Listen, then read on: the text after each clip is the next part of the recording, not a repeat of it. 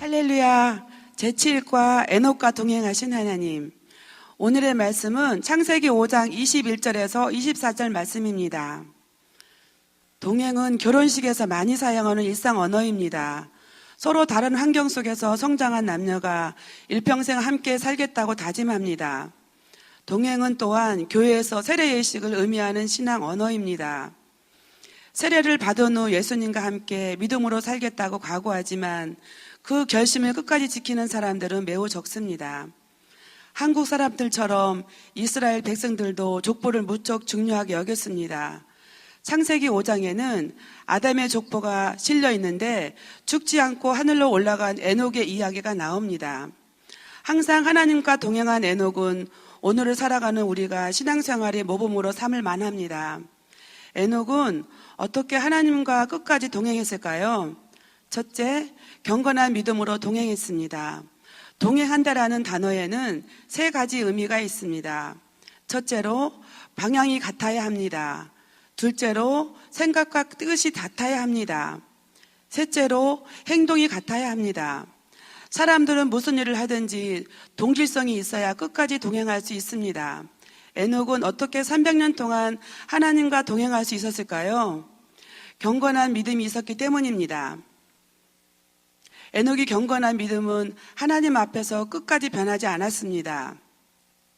유다서 1장에는 경건이라는 단어가 6번 나옵니다.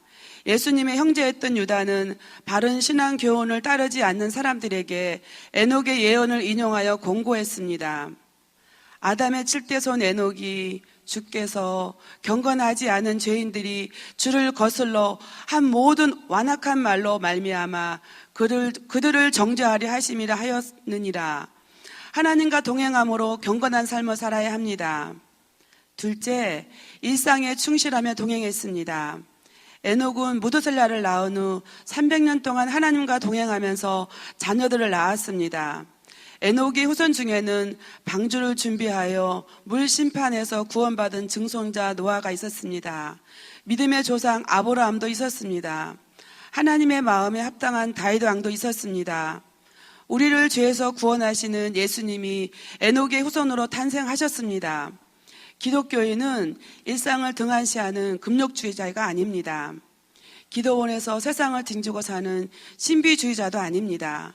생육하고 번성하여 땅에 충만하는 일, 열심히 일하여 생계를 꾸려가는 일, 쉬지 않고 기도하는 일, 모두 성도의 일입니다. 편협한 생각과 극단주의는 하나님이 기뻐하시는 일이 아닙니다. 셋째, 부르시는 날까지 하나님과 동행했습니다. 에녹은 300년 동안 하나님이 부르시는 그날까지 한 걸음 한 걸음 동행하였습니다.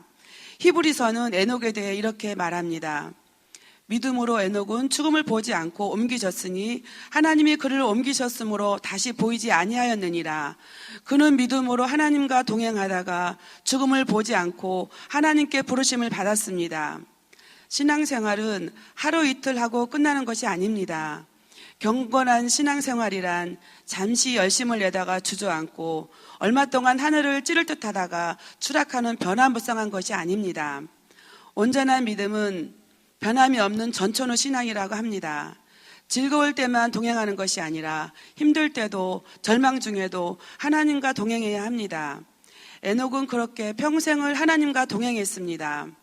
심슨은 에녹의 믿음에 큰 감동을 받아 찬송가 430장을 작사했습니다. 그는 4절 기사를 이렇게 썼습니다. 옛 선지자 에녹같이 우리들도 천국에 들려 올라갈 때까지 주와 같이 걷겠네. 한 걸음 한 걸음 주 예수와 함께 날마다 날마다 우리 걸어가리.